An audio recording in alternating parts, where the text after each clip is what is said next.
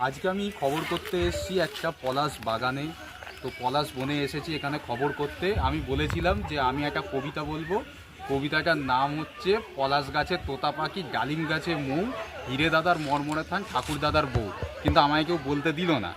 আর আমি একটু পরিচয় করিয়ে দিই সবার সাথে একটু। তো আমি একটু এখানে সবার সঙ্গে পরিচয় করিয়ে দিই যারা আছে।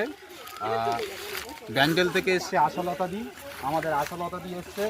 আর এখানে কি সব মিষ্টি ফিষ্টি নিয়ে এসেছে, আমায় খেতে অফার করে। সিঙ্গারা সিঙ্গারা খাইয়ে দিচ্ছে তাও বলছে অফার করেনি। আজ আমার পেট খারাপ। তাহলে বলছো। এবং এখানে আর এক দিদি উপস্থিত হয়েছেন এবং তার সঙ্গে ও এখানে এসে রং মাখছে। ও যত খুশি রং পেয়েছে এখানে মেখে নিয়েছে। আর তার উপরে ওখানে অনামিকা দি হচ্ছে আজকে এখানে এই বনের মধ্যে অর্গানাইজ করেছে অনুষ্ঠান। আর এই জায়গাটার আবিষ্কার করেছে আশালতা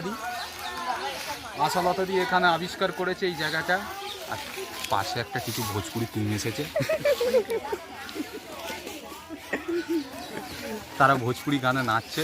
ওরা এসেছিল, ওদেরকে ডাকা হয়েছিল, মিষ্টি খাইয়েছি, খাইয়ে বলেছে আজ মেরা জন্মদিন হে। তো এই বলে ওদেরকে মিষ্টি খাইয়েছি। ওরা আমাকে যাই হোক বলেছে একটু পরে একটা গিফট দেবে। আর ওরা আমাকে উইশ করে গেছে, জন্মদিন বলে সব চালিয়ে দিচ্ছে। আর কি অনামিকা দির সঙ্গে একটু কথা বলে নি। অনামিকা দি একটু আসো এদিকে।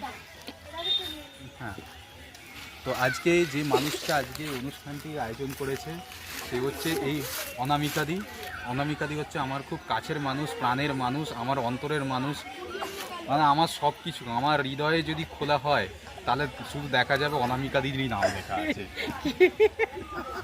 এ বাবা, কত লোক আহত হবে। না, আহত কেউ হবে না, সব নিহত হবে। কেমন লাগছে? বেশ ভালো, খুব ভালো। এখানে আমি একজনকেই মিস করছি, কবি প্রজ্ঞা পারিয়াতকে।